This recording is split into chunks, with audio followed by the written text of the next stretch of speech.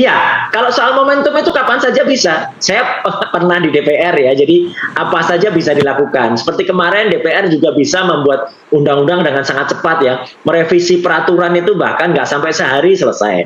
Membuat undang-undang cipta kerja ya, itu dalam waktu hanya dalam beberapa bulan selesai. Undang-undang IKN itu bahkan disahkan tidak quorum waktu itu sebenarnya pun juga bisa dilakukan. Namanya juga proses politik ya gitu. Keputusan MK yang kemudian menyetujui Gibran itu satu. Itu juga Ferry Amsari pakar hukum tata negara mengatakan dia berani menyatakan clear kalau itu sebenarnya diambil tidak dalam suatu sidang. Itu didaftarkan oleh IBU itu pada hari Minggu. Kemudian juga ketika itu keluar, sebenarnya DPR juga sudah ngereses loh waktu itu.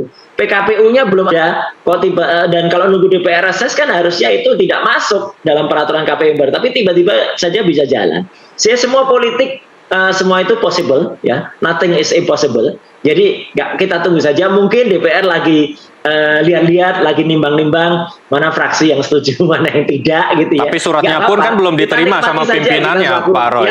Para pimpinan belum menerima surat pengajuan pemakzulan ini karena masih berada di Sekretariat Jenderal DPR. Iya, jadi artinya itu kan sekedar mekanisme saja. Kita tahu lah, meskipun itu masih ada di Sekretariat Jenderal dan meskipun itu reses, Mas, ya reses itu anggota DPR.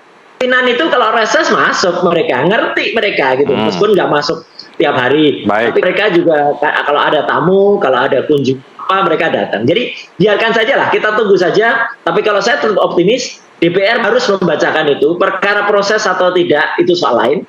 Tapi sebagai wakil rakyat yang dipilih oleh rakyat, 580 anggota dewan itu harus meneruskan atau menyampaikan apa yang menjadi suara rakyat, mau itu pro dan kontra itu soal lain.